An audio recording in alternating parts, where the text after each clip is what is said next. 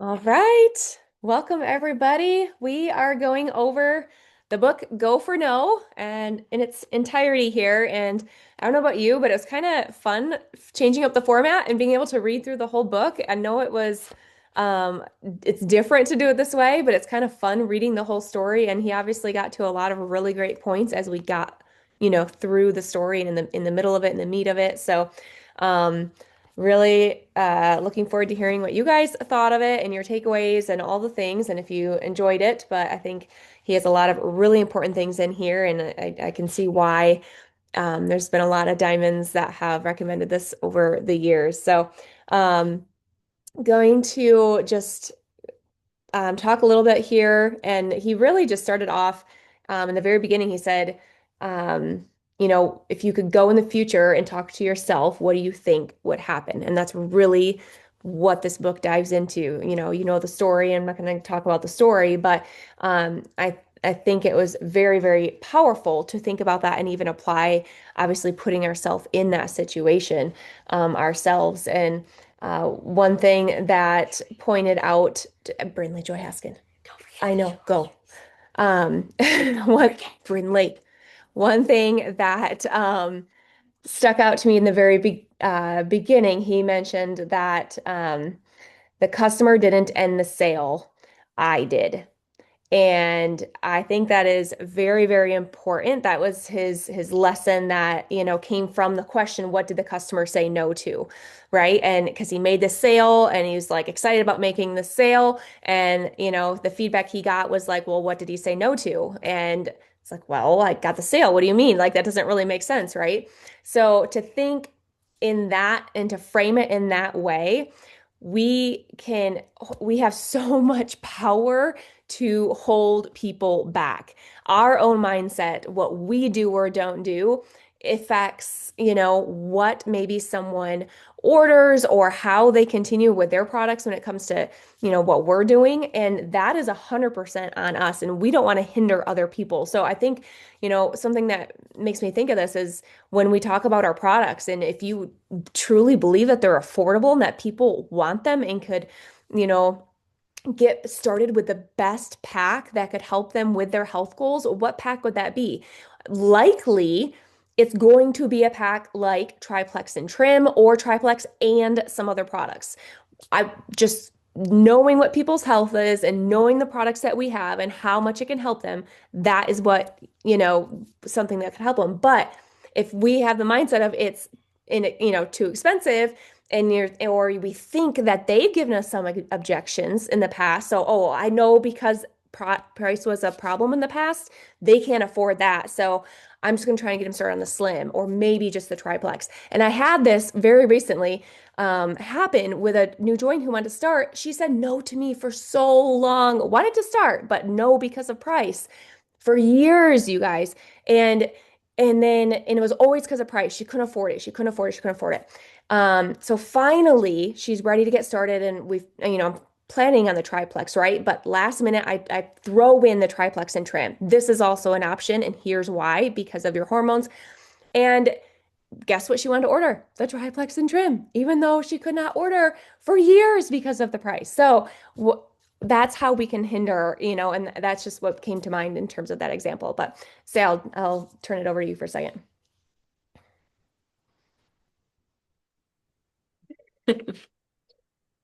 Oh, I love this book. When we started, it was so funny because I'm like, oh my gosh, how are we gonna, train on this? But it ended up just being like all coming together and it was amazing. So many good points in here that I highlighted and I feel like we can take away and use for our businesses. And I just had to laugh at one of the things he said. He was talking about no's and he said, I guess after I get like three or four no's, I stop for a donut. And I just had to laugh because it's like you guys, if I did that, we all would be having a lot of donuts, wouldn't we? Because we've all heard no a lot, right? I mean, I would be 500 pounds because of all the donuts that I would have consumed from my nose. So I think making it this whole book was about making no like not a big deal, like just fun, like not laughing it off, but learning from it. And what he talks so much about failing, and it's not failing. And we've said that so many times to you guys, it's not failing. It's growing through it. It's learning through it. It's just failing forward. And so I really the part that he said, numbing yourself to no isn't about ignoring it. It's about experiencing it so often that it eventually loses its power over you, just like Jamie was saying. And our mindset is very powerful, and we have the ability to be able to have a proper mindset around a no. So I think no's and rejection and the fear of that does have a hold on people. I know it did me. And you know how I got past that? By doing it, by just doing it anyway. I would go into my messages with a mindset of they're not going to say no, but if they do, it's okay. It's maybe just a no right now, like he said, or like Jamie, this girl for years. I mean, Shelly said no to me for a long time. So many people have said no to me for a long time, and now they're on my team. It didn't bother me anymore. It didn't have power or a hold over me anymore. And that's where you have to get to a point where it just doesn't consume you or bother you anymore. It's a total mindset. And do the thing you fear and the fear will go away. That's exactly what I did. And that's exactly right. That's exactly what happens. So the other part that I loved was page 42. If we decided to make each no we received and every rejection we encountered something that empowers us instead of avoiding rejection, what if we made the decision to seek rejection? Instead of avoiding no or perhaps simply tolerating it, what if we went out of our way to actually go for no? So I just want as a team, like drop a one in the chat if you are ready to like literally change your mindset on this and go for a no. Like you are in your messenger and you are going to be like, it doesn't matter anymore. I am not afraid. This book just told me, and God tells me, right? Do not fear. It's going to be okay. Maybe they'll say no. Maybe they'll say yes. Maybe they're your next diamond. Right? So, anyway, I just want you guys to go away from this book and this night feeling empowered to get in your chats and your messages and not be afraid of those no's. Love that. Yes, yes, yes. I'll say one last thing, and I have something I want to end with when we're all done, so I'll wait for that. But one last thing that he mentions, he talks about the comfort zone, and we've talked about that a lot, right? But he mentions that it is never static, meaning it's not like here's your comfort zone, and this is always going to say that. He's saying it is always changing, and it is either expanding or retracting. So we have to be intentional all the time on whether we are doing something that is going to push us a little bit, that's going to be out of our comfort zone. It's part of the fear, it's part of the failure piece, it's part of the desensitizing it because you're getting used to it because you're doing it and it's helping with your comfort zone there. So it's super, super important that we are mindful that we are actually doing something intentionally to move that in the right direction, to do the things out of our comfort zone. Um, he talks about a willingness versus a wantingness, even with failure too, like it's not just something I'm willing to fail. Are you just willing to fail or are you wanting to fail? That's the difference between mediocre and being wildly successful. So we have to, it's okay for willing, but we want to be in the wanting, right? So all right, let's open this up. So we have time for you guys to chat for a little bit. Or Sal, did you have something to say? One more thing I Yeah. just remembered I wanted to say. You guys, did you love where he said, don't just celebrate your teams or yourselves wins, but celebrate those failures and those no's? And I just thought, what a great concept, because so many times we feel like a no is bad, or we don't encourage that, or we don't talk about that. But maybe you have a little contest with your little team, or you and your sponsor or something, and just, go for those no's and celebrate how many you get today or tomorrow or next week, right? Weekly, you check in. I got 15 no's this week or whatever, celebrate that. That's good. That's a seed planted. So I just wanted to say that too. And maybe someone will talk about this yet, but I don't want to downplay the fact that he made a point to say to set goals for your nose. So someone can talk about this more if you want, but I just want to say like that is a very important part of this book, and I challenge us all to be doing that instead of just setting other goals, but also set those goals for nose. That's something we should all be doing starting right away this month.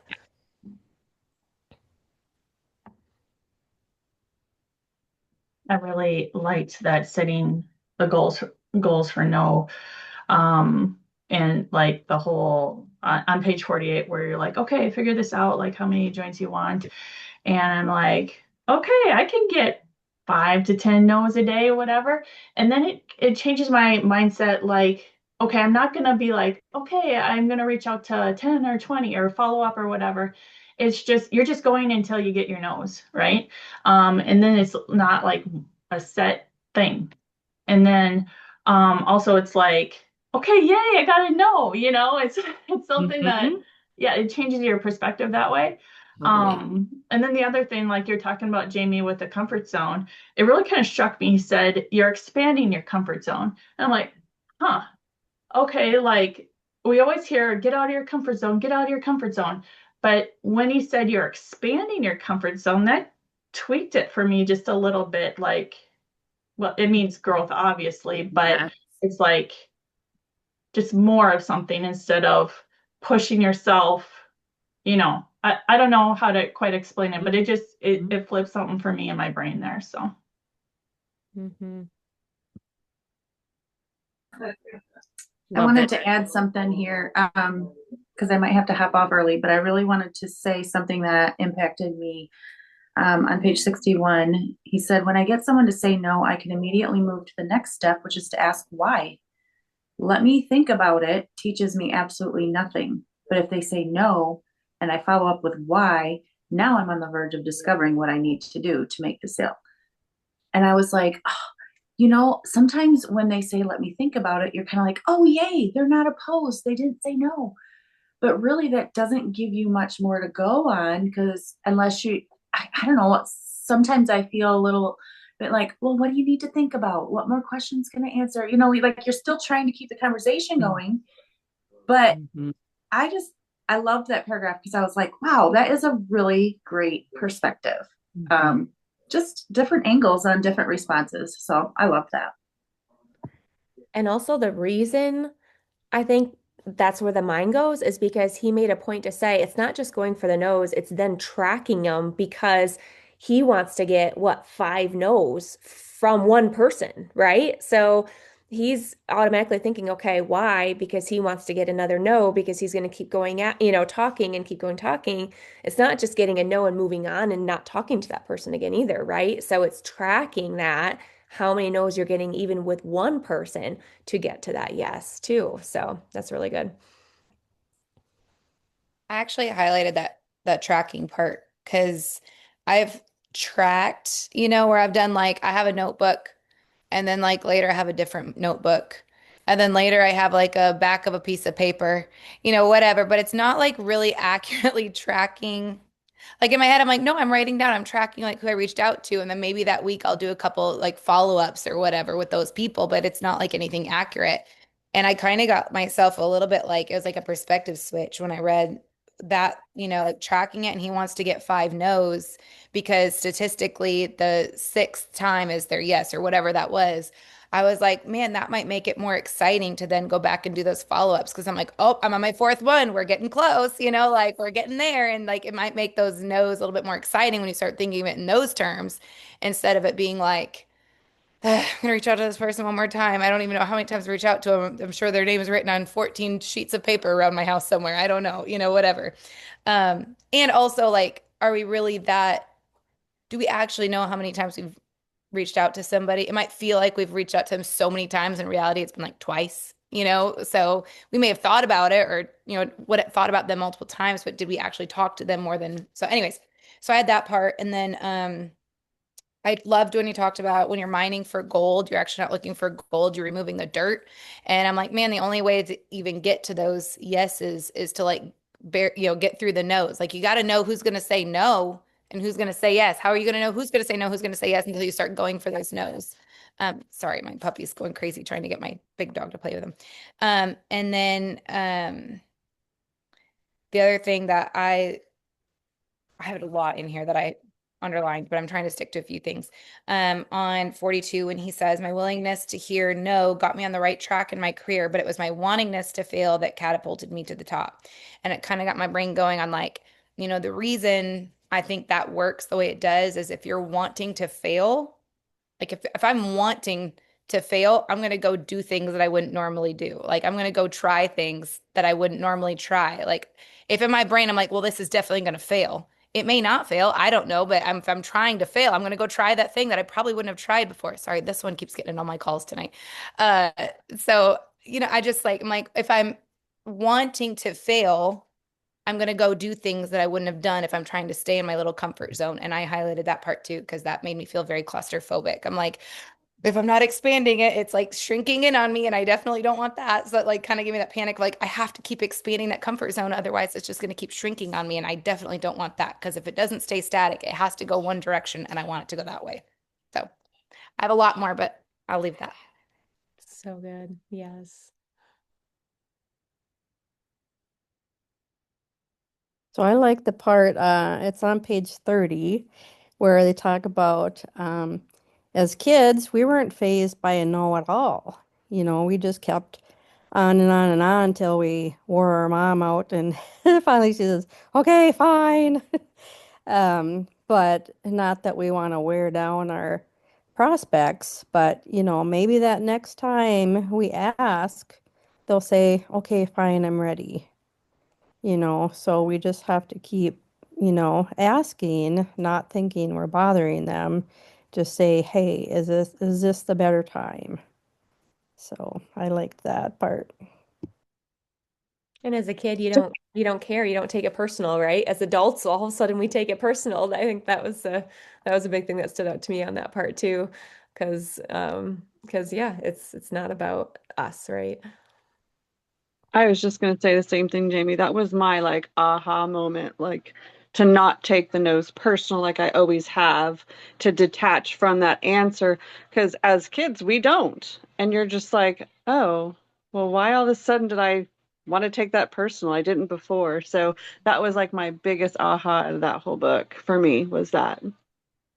Love that, Anna.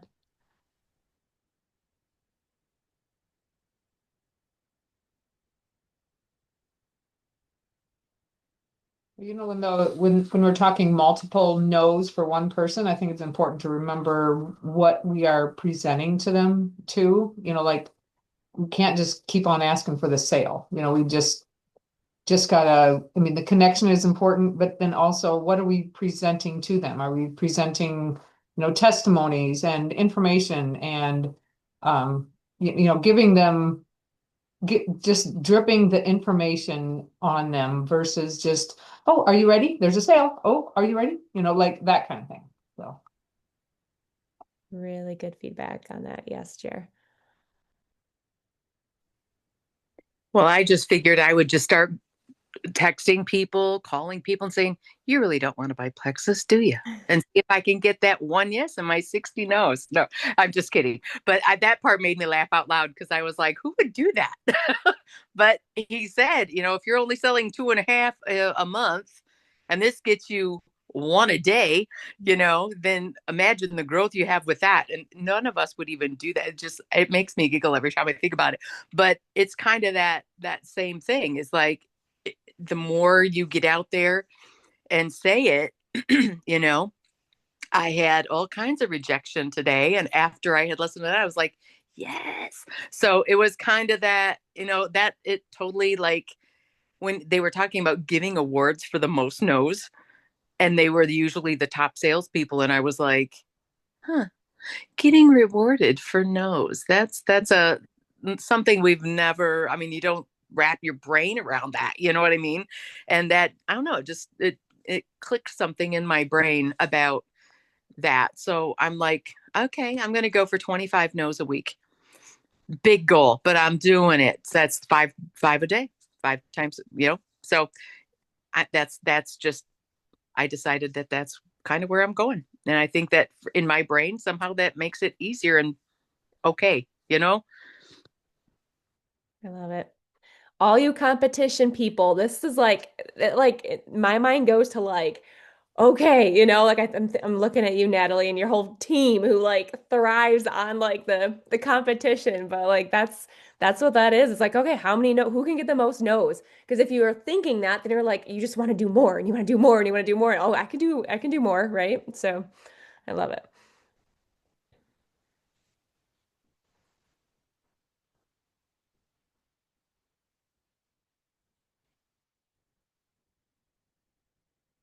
I'm trying to articulate in my brain what I want to say here.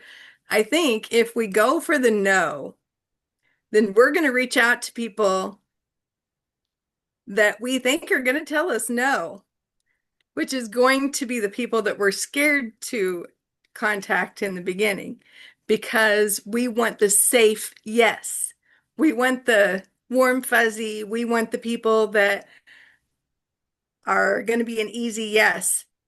But those people aren't going to be the goers and the doers and the most of what would make our business move forward. And sometimes the easy yeses might not stay around for very long because they don't have it all. They're not all in. They're just maybe doing it for you, or they're doing it for a season. They just are not all in. So if you're going for a no, you're gonna hit that chicken list like no other. Love it. Yes. Good point.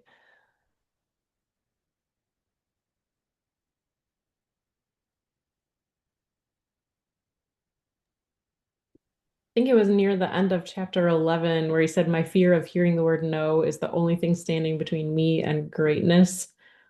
And I mean, a lot of you have talked about just that whole theory, right? But like hearing it said like that and how seemingly simple it is, like if you can just make that mindset switch, that it really could be like that one thing could be a huge difference in the approach for everything. So our kids do it all the time. I think about it related to sports, and I'm like, every single game they play, they strike out and get back up to bat or put up a basket, it doesn't go in, and they grab a rebound and put it up again and again and again.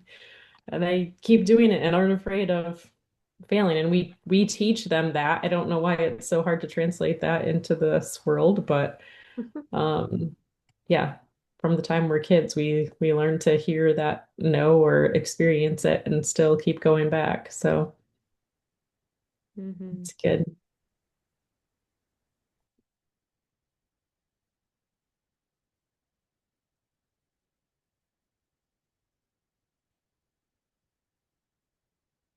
Absolutely. Any other thoughts we want to share?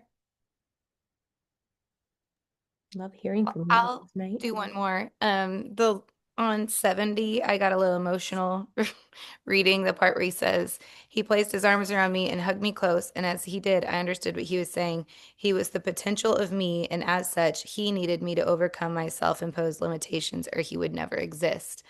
And I like got emotional because I was like, my gosh, like would that not like be gut wrenching to go and meet your future self and what you could have been?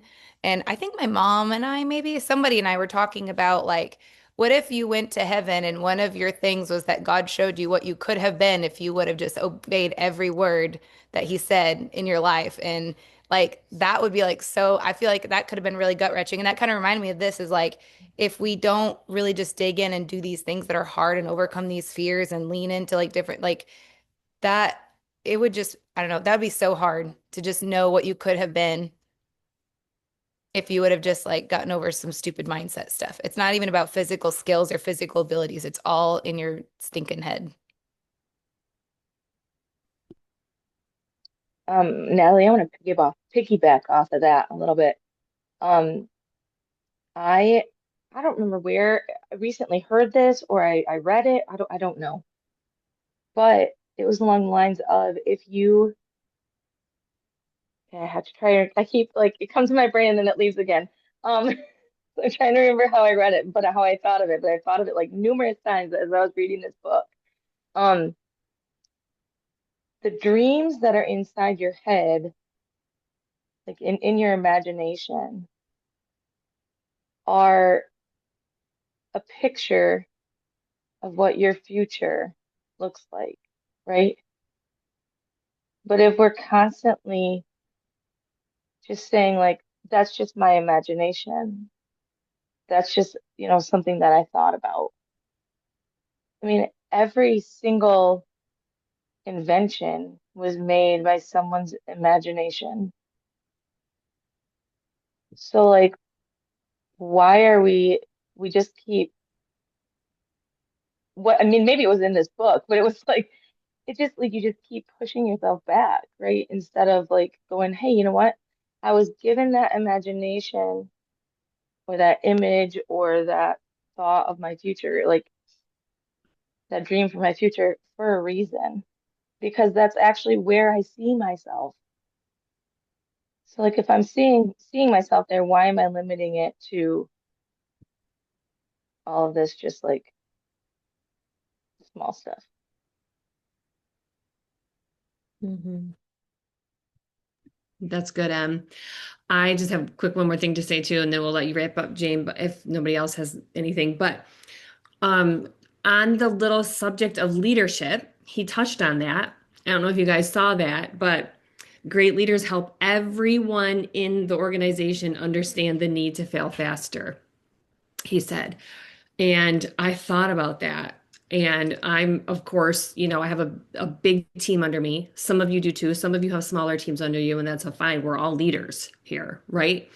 And so when you're leading a team like this, then you need to show them that you're going for no, number one, a bunch of no's, and that you are not afraid of failing, right? He said, he talked about Edison and like he literally lit the world, but he failed 10,000 times, but he just said, discovered 10,000 ways that would not work, right?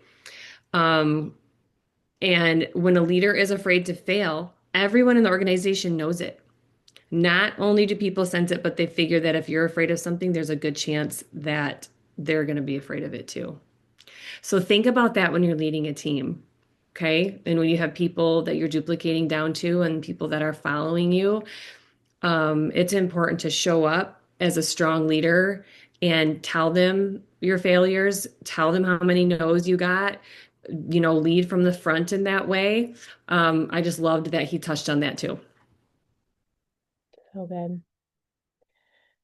That makes me think about, I wasn't going to say this, but it just popped in my head. It makes me think about when I first started and just even looking back, I can think of so many examples where I could have been, and I was afraid to fail, but I took the action and be it just, whether you can relate to that with it being, posting yet or reaching out to people. Like I remember closing my eyes and doing that and being scared, but it's the fact that you're doing it anyway, right? So it's okay to have that fear. It's not that the fear is gone. He was still afraid to get on stage in this book.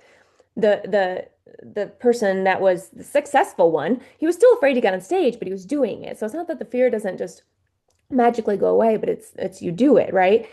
And then I today actually popped up in my memories when I spoke virtually on Super Saturday, and I think that might have been the first thing that I was asked to speak on, I think, from corporate. It was supposed to be in person, and I think because of COVID, it went to virtual.